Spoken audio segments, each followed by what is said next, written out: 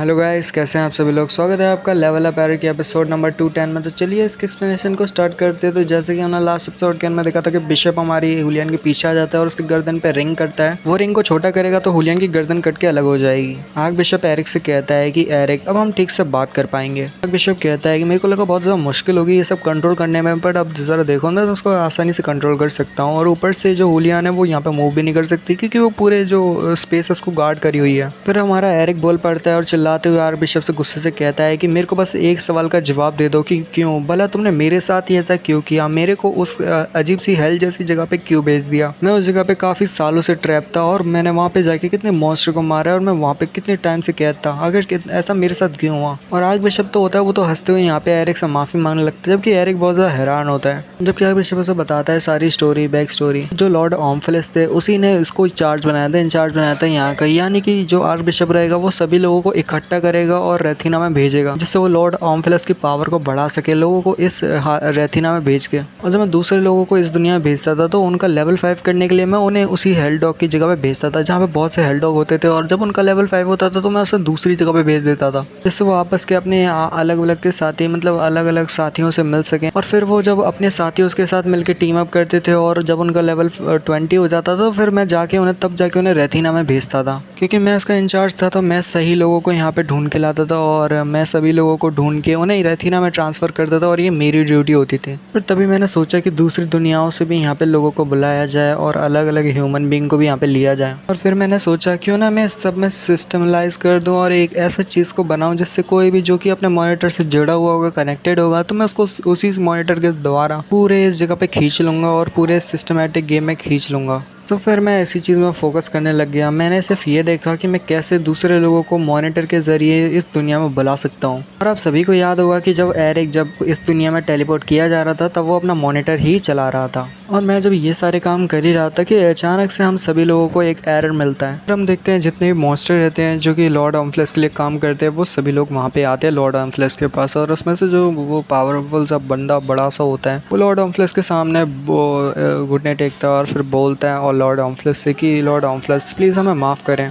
वो लॉर्ड ऑम्फिलिस से बोलता है लॉर्ड ऑम्फिलिस हमें माफ़ करना, पर यहाँ पे एनर्जी की बहुत ज़्यादा कमी हो रही है जिस वजह से हम मॉन्स्टर को क्रिएट नहीं कर पा रहे। वो जो एंजल होता है वो यहाँ पे हमारे लॉर्ड ऑम्फिलिस से कहता है कि लॉर्ड ऑम्फिलिस मेरे को यहाँ पे एक्चुअली मैं डेंजन को संभालने का काम मिला था और ये आर्क इसको डेक्स्टन ऑफ द सी के आर्क एंजल के नाम से भी जाना जाता है, डेक्स्टन ऑफ द सी। और फिर वो जो एंजल होता है वो यहाँ पे कहता है अपने लॉर्ड ऑम्फिलिस से कि मेरे को पता नहीं यहाँ पे क्या हो रहा है, पर यहाँ पे बहुत ज़्यादा पावर की तो कमी आ ही रही है, एनर्जी की बहुत ज़्यादा कमी तो आ ही रही है। मेरे को नहीं पता कि डेंजन में आखिर ऐसा चल क्या रहा है। जबकि दिखाते हैं उनके लॉर्ड ऑम्फिलिस को जो कि यहाँ पे कहते हैं उसी बंदे से, तुमने कहा थोड़ी देर पहले लैक ऑफ बहुत ज़्यादा कमी हो रही है शक्ति की, यानी कि एनर्जी की बहुत ज़्यादा कमी हो रही है। क्या तुम मेरे को समझा सकते हो कि आखिर कितनी ज़्यादा कमी हो रही है एनर्जी की। फिर वो बहुत ज़्यादा धीरे आवाज़ में बोलता है, बहुत ज़्यादा मतलब डरते हुए बोलता है कि 15 या फिर शायद 20% एनर्जी की कमी हो रही है। अचानक से लॉर्ड ऑम्फिलिस को पता नहीं क्या होता है, लॉर्ड ऑम्फिलिस के मुंह से या किसी जगह से एक बड़ा सा हाथ निकलता है, जबकि वो जो बंदा होता है उसको बहुत सारी तरफ से पकड़ लिया जाता है, उसके पैर को पकड़ लिया जाता है, हाथों को पकड़ लिया जाता है और लॉर्ड ऑम्फिलिस का जो बड़ा सा हाथ होता है वो जाता है उसकी मुंडी को पकड़ता है। जबकि वो बंदा भीख मांगने लगता है और कहता है लॉर्ड ऑम्फिलिस, मेरे लॉर्ड ऑम्फिलिस प्लीज़ मेरे को माफ़ कर दो, मैं यहाँ पे अगली बार ऐसी कोई गलती नहीं होगी, मैं सब कुछ ठीक से करूँगा। पर लॉर्ड ऑम्फिलिस उसकी एक नहीं सुनते, उसे मार डालते हैं। जो हमारा आर्क बिशप होता है वो ये सब देख रहा होता है कि लॉर्ड ऑम्फिलिस ने उसके आगे सामने उसके एक साथी को मार दिया। वो बहुत ज़्यादा डर जाता है और उसे लगता है कि उसे भी यहाँ पे गलती नहीं करनी चाहिए। लॉर्ड ऑम्फिलिस चिल्लाते हुए कहते हैं कि तेरी वजह से यहाँ पे बहुत ज़्यादा दिक्कत हो गई, तूने सारे एंजल्स का नाम खराब करके रखा है। वो उसी बंदे से कह रहे होते हैं जिसको थोड़ी देर पहले उन्होंने मार दिया होता है। वो कहते हैं चल कोई ना, तेरे मरने के बाद भी तू बहुत ज़्यादा काम आएगा क्योंकि तेरे क्रिस्टल से मैं बहुत ज़्यादा काम कर सकता हूँ और बाकी की जितनी भी एनर्जी रहेगी जो कि बाकी के मॉन्स्टर को बनाने के लिए काफ़ी है तो उससे तेरे स्टोन की वजह से बन जाएगी, तेरे क्रिस्टल वगैरह से। जबकि उसी के बगल में दिखाते हैं, यानी कि हमारे आर्क बिशप के बगल में एक और लड़की होती है जिसके पंख होते हैं और वो लड़की यहाँ पे कहती है हमारे लॉर्ड ऑम्फिलिस से, लॉर्ड ऑम्फिलिस आपको बिल्कुल भी चिंता करने की कोई ज़रूरत नहीं है, यहाँ पे भले ही एक बंदा कम हो गया हो, भले हमारे पास उतनी एनर्जी नहीं है जिससे हम मॉन्स्टर को क्रिएट कर सकें, पर इससे हमारा ज़्यादा कुछ बिगड़ेगा नहीं। और वैसे हाँ, जब ये लैक ऑफ कमी हुई है, मतलब एनर्जी की बहुत ज़्यादा कमी हो रही है, तो इसकी वजह से एक दिक्कत हमारे लिए हो चुकी है कि हम एंजल को वहां तक नहीं भेज पाएंगे, यानी कि जितने बनाए हुए बाकी का मॉन्स्टर हैं उनको उस दुनिया में नहीं भेज पाएंगे और एंजल का उस दुनिया से कनेक्ट करने के लिए एक बड़े से दरवाजे को नहीं ओपन कर पाएंगे। जबकि लॉर्ड आर्मफ्लेक्स का जो बड़ा सा हाथ होता है उस मॉन्स्टर को पूरी तरह से मार डालता है, उसको खेल खत्म कर देता है और कहता है कि अगर ऐसी बात है तो कोई ना, मेरे पास अभी भी एक चारा और है, मतलब एक और प्लान और है जिससे शायद हम ये सब हटा सकते हैं और फिर से हम एक नए दरवाजे को खोल सकते हैं, जिससे बाकी के एंजल्स बच्चे कुछ मॉन्स्टर हमारे वो जाएंगे और उस दुनिया में जाके बहुत ज्यादा तबाही मचाएंगे। और जब वो लॉर्ड आर्मफ्लेक्स अपने हाथ को खोलते हैं तो वो मर चुका होता है, बस उसका एक क्रिस्टल रह गया होता है। वो उसकी पावर रहती है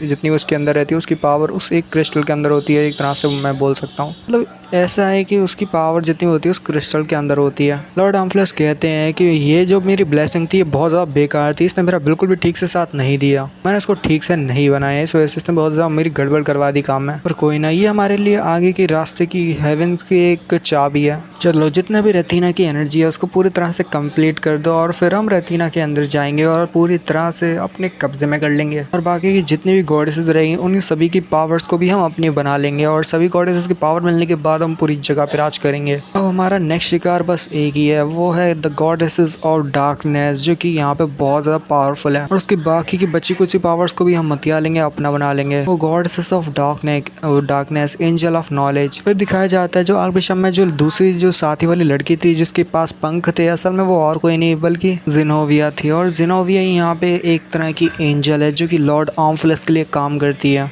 कि अरे कहता है तुमने क्या कहा, ज़ेनोविया एक एंजल है, जबकि आर्कबिशप से कहता है कि वो देख के लगता है जैसे तुम भी ज़ेनोविया को जानते हो। वैसे जैसे कि तुम उसे जानते हो तुम्हें ये बारे में भी पता होगा कि कितना अजीब लगता है ना, लॉर्ड आर्मफ्लेक्स के लिए एक ह्यूमन काम कर रहा है, यानी कि एक इंसान। क्योंकि मैं यहाँ उन्हें बहुत सालों से सर्व करता हूँ, मेरे लॉर्ड आर्मफ्लेक्स को मैं उन्हें बहुत ज़्यादा टाइम से सर्व कर रहा हूँ, जबकि एक इंसान आके मेरी पोजीशन को मेरे से छीनने की कोशिश कर रहा है। वैसे ये ज़्यादा कोई ज़रूरी बात तो है नहीं। चलो अब जल्दी से मेरे को ये बताओ कि बाकी सारी जितनी पावर वगैरह थी वो कहाँ चले गई, वो गायब कैसे हो गई। वो सारी पावर एक मैजिकल बीस्ट के अंदर था, एक तरह से एक बीस्ट के अंदर था जिसको हमारे हानबी ने पता नहीं डिवावर कर लिया है। एरिक ने यहाँ पे एक मॉन्स्टर को डिवावर किया जिसमें वो बाकी की बची हुई 20% पावर थी। तो यही जानने के लिए आर्कबिशप उससे पूछता है कि बची कुछ वो पावर कहाँ पे गई। मेरे को उस पावर के बारे में ठीक से जानना है। मुझे पता है कि वो तुम्हारे साथ अटैच हो चुकी है और ऊपर से वो तुम्हारा एक्सपीरियंस पार्ट बन चुकी है। मुझको तब पता चला जब तुम्हें यहाँ पे रेटिना में भेजा गया था। और एरिक मैं तुम्हें यहाँ पे एक गोल्डन चांस देता हूँ, चलो अब आगे बढ़ो और जो कीवियर है सॉरी हुलियन है इसको तुम अपने हाथों से मार दो। इसको मारने के बाद तुम्हें वापस से तुम्हारी जगह यानी अर्थ पे भेज दिया जाएगा। जबकि एरिक जो होता है वो तो यहाँ पे रुकता नहीं है, वो अपने जो खंजर रहता है या पता नहीं डैगर रहता है उसका वो अपने पास से निकाल के हमारे आर्कबिशप की तरफ आगे आने लगता है और कहता है देखो तुम मेरे को ये बातों को घुमा रहे हो, तुम मेरे को ठीक से नहीं बता रहे हो और तुमने मेरा जो सवाल पूछा तुमने अभी तक उसका ठीक से आंसर नहीं किया है। मुझे बस मेरे क्वेश्चन का सीधा सीधा आंसर चाहिए। मेरे को बस सीधे सीधे ये बताओ कि मैं 22 सालों तक उस जगह पे ट्रैप कैसे था। जबकि आर्कबिशप यहाँ सोच लगता है और कहता है असल में बात ये है कि, और फिर वास्तविक कहता है कि असल में मैं भूल गया था। बस इतना ही सुना था कि जो हमारा हानबीन होता है वो आगे बढ़ता है और साथ ही जो अपना डैगर रहता है उसकी ऐसे उसके नीचे मारता है, मतलब उसके सिर के नीचे से। कि एरिक उसे कहता है क्या तुम्हें पता है मेरा सबसे बेकार मूवमेंट कौन सा रहा। और जब मैं यहाँ पे उस एक 22 सालों के लिए उस पूरी माउंटेन पे ट्रैप हो चुका था, वो भी बहुत ताकतवर हेलडॉग्स के साथ। एरिक बोलता है तुम्हारी वजह से मैं बहुत टाइम तक उस माउंटेन पे ट्रैप था। जबकि हमारा आर्कबिशप बोलता है कि भला मेरे को क्या लेना देना तुम्हारे ट्रैप रहने से, मुझे किसी के मरने से फर्क नहीं पड़ता चाहे कोई भी हो। और तुमने भी यहाँ पे बहुत बड़ी गलती कर दी मेरे ऊपर हमला करके। अब चलो ठीक है, इसका भुगतान तो तुम्हें करना ही पड़ेगा। इसके साथ वो अपने हाथ को आगे बढ़ाता है और हुलियन की गली के अंदर जो वो रिंग सी रहती है उसको वो अपने हाथ दूसरे हाथ से कहीं से भी कंट्रोल कर सकता है। तो वो उसको कंट्रोल करती है, उस बड़ी सी रिंग को वो छोटा कर देता है, जिसकी वजह से जो हुलियन का सर रहता है वो कट के अलग हो जाता है। कि वो जोर जोर से हंसने लगता है और कहता है फाइनली मैंने गॉडेस ऑफ प्रॉफिट को भी मार दिया, वो भी यहाँ पे मर चुकी है, यानी गॉडेस ऑफ लाइट को भी मार दिया है। और ये जो बड़ी सी स्पेस है धीरे धीरे करके छोटी हो जाएगी और छोटे से मीट बॉल की तरफ बन जाएगी, उसके बाद तुम यहाँ पे मर जाओगे। वो जोर जोर से हंस रहा होता है कि बड़ी सी स्पेस छोटी हो जाएगी फिर सभी लोग यहाँ पे मर जाएंगे, क्योंकि जो हमारा आर्कबिशप है वो तो बचा जाएगा जबकि ये दोनों मर जाएंगे। पर आर्कबिशप देखता है कि अभी तक कुछ हुआ ही नहीं है, यानी कि पूरी स्पेस छोटी ही नहीं हुई, वो उतने की साइज में ही है। फिर वो फिर से एक बार हुलियन की तरफ देखता है और फिर हंसने लगता है, जोर जोर से कहता है कि लगता है कुछ गड़बड़ हो गई थी, अब थोड़ी देर में तुम पूरी तरह से ये पूरी स्पेस मीट बॉल बन जाएगी और तुम भी पूरी तरह से क्रश हो जाओगे और मारे जाओगे। फिर से दिखाते हैं कि स्पेस में कुछ भी नहीं होता और पहले जैसी रहती है। जबकि दिखाते हैं हमारी जो हुलियन रहती है यानी गॉडेस ऑफ प्रॉफिट में यहाँ पे एक्टिंग कर रही थी मरने की, बट वो एक्चुअली मरी नहीं होती क्योंकि वो गॉडेस ऑफ प्रॉफिट है तो वो यहाँ पे अपनी एक बॉडी के हिस्से को अलग कर देती है, पर वो अपनी पूरी बॉडी को कंट्रोल कर सकती है। गॉडेस ऑफ प्रॉफिट का सिर अलग हो गया होता है, यानी हमारी हुलियन का सिर अलग हो गया होता है, पर वो तो जोर जोर से हंस रही होती है और कहती है हमारे आर बिशप से कि कितना बेवकूफ़ हो तुम, तो पूरी तरह से पागल हो। तुम्हें क्या लगता है मैं यहाँ पे इतनी इजीली मर जाऊंगी सिर्फ मेरे गले को काटने से? तुम यहाँ पे ये बकवास कर रहे हो कि ये मीट बॉल बन जाएगा, हम मर जाएंगे। तुम्हें ऐसा लगता है? मेरे होते हुए यहाँ पे ये मीट बॉल भी नहीं बनेगा। मैं पूरी स्पेस को गार्ड करी हुई हूँ। और वैसे तुम्हें यहाँ पे मेरे बारे में ज़्यादा फिक्र करने की जरूरत नहीं, तुम अपने बारे में फिक्र करो, क्योंकि तुमने यहाँ पे एक बहुत बड़ी गलती कर दी है एक बंदे को गुस्सा दिला के। फिर एरिक को दिखाते हैं जो कि बहुत ज़्यादा गुस्से में होता है, उसे बहुत ज़्यादा गुस्सा हो रही होती है और वो अपने ऑरा को बहुत ज़्यादा रिलीज कर रहा होता है और कहता है आर बिशप से कि तुम्हें पता है क्या मैंने भगवान से क्या मांगा? मैंने सिर्फ एक ही चीज़ मांगी, वो था कि जब भी मेरे को वो क्रिएटर मिले जिसने मेरे को यहाँ पे इस दुनिया में लाया है, तो मैं बस उससे एक ही सवाल पूछूंगा कि आखिर उसने मेरे साथ क्यों किया, मेरे को उतने टाइम तक यहाँ पे वो पूरे माउंटेन पे ट्रैप क्यों किया। मैं जानने के लिए बहुत ज़्यादा क्यूरियस था कि आखिर वो क्या जवाब देगा मेरे को। और जब मैं तुमसे मिला और तुमने मेरे को जो जवाब दिया है, तो अब तुम्हें तो यहाँ पे इसकी सज़ा तो मिलनी चाहिए। और उसके साथ वो बड़ी एक्शन के साथ कहता है, बड़ी गुस्से के साथ कहते हैं हमारे आर बिशप से कि क्या तुम खुद से मरना पसंद करोगे या फिर मैं तुम्हें मारूं। यही पे ये वाला एपिसोड का एंड होता है। एंजॉय लाइक अगर आपको पसंद आती है मिलते हैं वीडियो में पीस, गुड बाय।